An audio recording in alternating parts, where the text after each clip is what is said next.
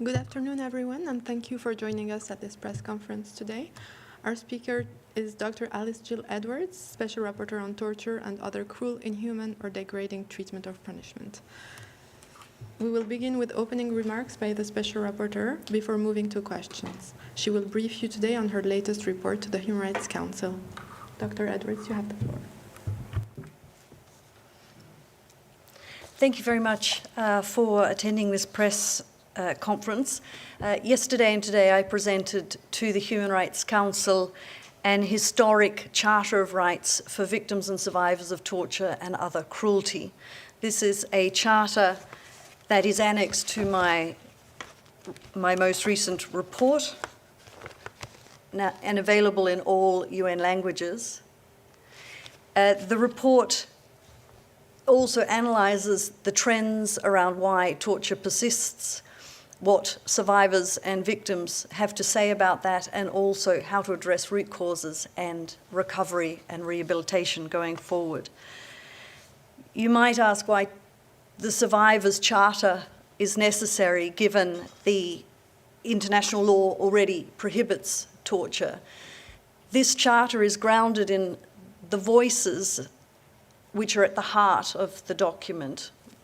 Victims and survivors I convened over the last 3+ years in Bogota, Kathmandu, and Nairobi, regional hearings for healing involving 42 survivors from 36 different countries. There were also 120 submissions that I received to this report from survivors and survivor-led organisations reflecting thousands of people who've been subjected to this terrible atrocity. So while international law clearly prohibits torture, and it also provides an enforceable right to reparation and compensation for victims of torture, what this does is translate those obligations of states into the views of how survivors think they can best be implemented and the methodology for doing so. So what is new about this charter is that it is the perspective. It is a document that has been produced in collaboration with victims and survivors. They are no longer just witnesses to atrocities or beneficiaries of assistance, but they are also active in designing the responses that should be put in place to help them heal, to help their families heal, society, communities, and countries, and hopefully eventually globally. The Charter places survivor participation and leadership at the centre of government policy. That is what they want. They want to be engaged. They don't want to be consulted on an ad hoc basis as a list-checking exercise, but to be real leaders and co-designers of what the future in their societies means for them. I hope, and I have the ambition, as do the survivors, that this will become a UN document and that it will be seen as complementary, for example, to the UN basic guidelines and principles on a right to a remedy and reparation, which coincidentally was developed by Theo van Boven, who was in the position of Special Rapporteur on torture when that document was crafted. But as I said, this document is focused on how survivors experience torture, how they also experience the journey after torture to seek justice, reparation, and recovery. Many of them during these hearings described that the abuse does not end after the torture, but it continues. It continues not only physically and psychologically in many cases, but also in terms of social standing, economic survival, and how they are perceived by co-workers and the community. They also expressed very clearly that their struggle for justice and recognition is a second site of torture, that this exacerbates their recovery if it is not done properly, if they are constrained, if they are neglected, ignored, etc. I am hoping that states will take it upon themselves to implement this charter, to review it closely with all stakeholders and to really engage with survivors in ensuring its implementation. Survivors, if it was implemented, I believe, would have faster and fairer access to rehabilitation. Investigations would be more survivor-centred and therefore less traumatising. And restoration programs and reparations programs would sincerely address their need for dignity as well as agency, and also help to rebuild trust, not only in societies, but also trust in public institutions. I was very pleased with the discussion. The overwhelming majority of states that spoke welcomed the Charter and believed that it was a helpful document to be able to help guide them in best approaches to dealing with survivor engagement as well as the full anti-torture regime and prohibition. I think I'll leave it there. I'm also open to answering questions about other work that I've been engaging on throughout my mandate, individual cases or collective situations. Thank you. Thank you, Dr. Edwards. The Special Rapporteur will now take questions. Please state your name and organization before asking a question. Thank you. Alicia Gar from the Spanish News Agency. I have several questions. I don't know if the Special Rapporteur could tell us the worst cases she has found and the places where there is less accountability.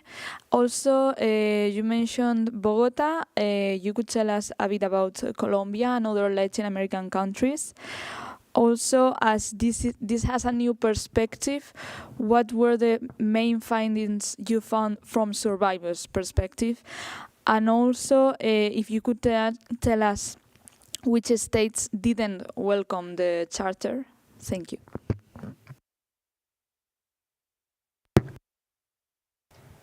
I'll take directly, so it makes it easier. Look, I think this Charter is a sign of light within what is otherwise a very complex geopolitical situation around the world, where states are sceptical of new standards or new guidelines. We have long advocated for, and states have long said that they will make survivors central to their policy making, human rights survivors more broadly. And this is a very concrete way in which we're giving guidance from survivors themselves about how they can do that. There are many grave, the reality is there are many grave situations around the world. Torture persists. It is particularly acute in armed conflict, whether we're talking about Russia's systematic use of torture against Ukrainian prisoners of war and civilians in the context of the armed conflict, whether we're talking about in the context of the Kivus in the Democratic Republic of Congo, where there are reports of widespread use of sexual violence and sexual torture, but also terrible circumstances of detention, of torture in detention by the M23 and other groups. Whether we're talking in the terrible circumstance of Sudan, where atrocities are widespread, including the use of torture, and also in the context of the Israel-Palestine situation, and now with the release of the hostages, the reports are clear that there have been very grave violations by Hamas and other armed groups against Israeli hostages, including sexual torture, and at the same time there are plentiful reports about very serious circumstances of inhumane treatment and punishment of Palestinians held in Israeli detention, of which there are still thousands detained. I'm following up on all of those scenarios and, of course, others. Another area that's preoccupying my mandate has been violence within the context of protests, which are proliferating around the world as people take to the streets, and states are using heavy-handed methods, including concerns regarding the use of less lethal weapons, but also weapons that I consider should be prohibited outright, given the type or nature of them. I've raised concerns regarding Georgia and the use of chemically infused water cannons, which is considered by me to be an experimental weapon and therefore prohibited, both under the International Covenant on Civil and Political Rights, but also under the Convention Against Torture, as well as investigations that are ongoing in Serbia regarding a sound weapon that caused serious injuries and concerns to protesters. So I never like to get into the circumstance of where are the worst atrocities. There are way too many atrocities going on in the world, and if we take a victim and survivor perspective, all of their cases count. Every single victim and survivor has a right to justice and rehabilitation and to live their lives in security and freedom. The event in Bogota, sorry, a bit long, the event in Bogota brought together survivors from around the region. There were indeed some Colombians present, some who'd been injured, some permanently out of recent protests, likewise with Chile and Peru, and of course the long-standing situation in Colombia. What's been very interesting about these hearings we had is that survivors applied to attend, and they were fully supported throughout. They were able to bring a support person that could have been their psychologist or health worker or a family member. I'm more than happy to speak to you separately about some of the more details of that. Thank you, Dr. Edwards. Any other questions? Please go ahead. Thank you. I know it was a bit long. I don't know if, like my last question, if you could tell us which states hesitated or didn't welcome your charter. Thank you. This is the first pronouncement on the charter in this council. I have asked for further engagement with states, including collectively, I think will be very important going forward. There were some states that no state in the room objected to the charter. Some said they wanted to study it further, including what it means in the context of their international obligations. I can confirm for them that this is complementary to their obligations and does not create any additional. I'm just going through my list for you.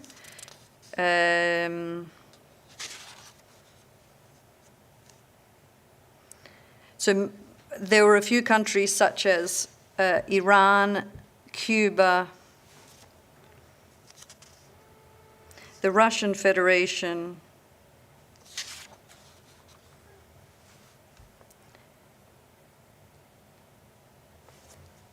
South Africa, Tunisia, who either took note of the charter rather than, for example, welcoming it or endorsing it or saying they would really implement it and were looking forward to doing so. Indonesia also said they would look into the compatibility between the charter and their existing obligations.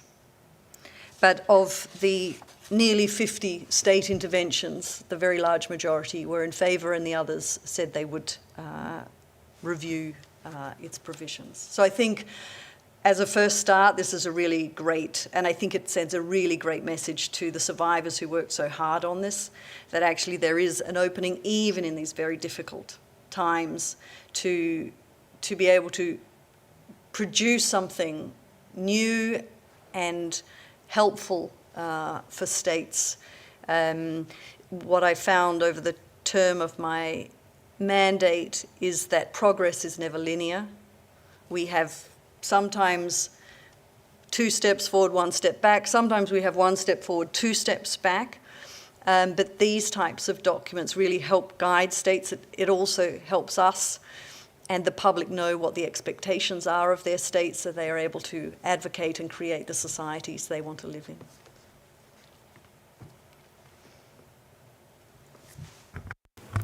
Thank you, Special Rapporteur. Do we have other questions?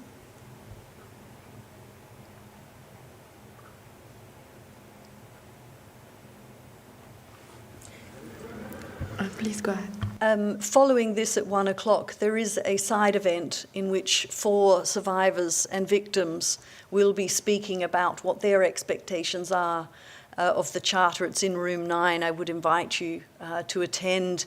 If you do want to meet with the survivors, they are happy to meet with you. They are all very articulate individuals who have had either long associations with trying to achieve justice, and you mentioned your area of Latin America. One of the survivors is from Mexico, who was involved in the Otenco case regarding sexual torture in detention, and after protests with 10 other applicants, of which they were successful, and it's nearly at the 20-year mark where Mexico hasn't implemented the decision of the Inter-American Court.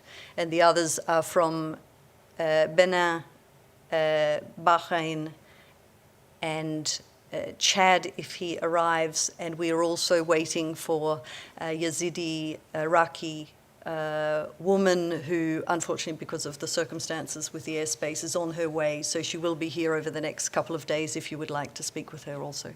They're all very impressive individuals who, I think the line in the Charter which says not only that their voices won't be taken from them again, but also says that they are standing up for the people that didn't make it, is incredibly important. Thank you, Dr. Edwards. If there are no further questions, we will close this press conference. Thank you all for joining us today.